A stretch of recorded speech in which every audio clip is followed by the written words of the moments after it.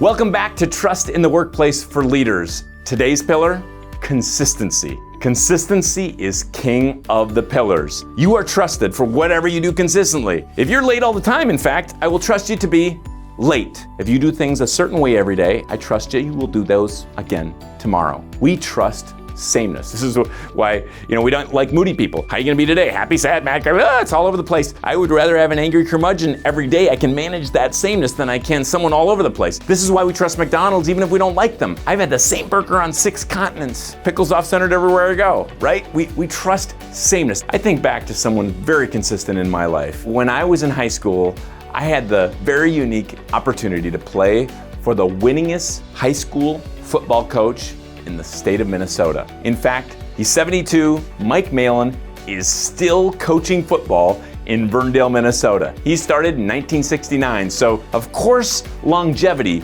plays into a great number of wins, but if you look at his record, it's unbelievable. Coach Malin had this approach every year of simple isn't always easy, but he was wise to keep that clarity pillar of we've got to keep it simple for these high school football players. That doesn't mean it's always easy. And what he meant was it's not easy to do the consistent work day in and day out that helps you become champions. Not to stay with sports too long, but Coach K is the winningest college basketball coach. Something Coach K is noted for saying is champions create a consistency of excellence in every habit. The only way to build a reputation as a leader is sameness, consistency. So how do we build a reputation? Well, it's all about creating habits, creating routines, creating customs. For me, I have a flight plan. So when I get on that flight, I know I do this, this, and this, and it's become a habit. You might have a workout routine. You might have a way you eat routine, a routine for how you love your family or friends, but you've got to build a consistency that becomes a repeater if you want to really strengthen this pillar. Aristotle said we are what we repeatedly do, so be a good repeater. James Garlow, in his book Tested by Time,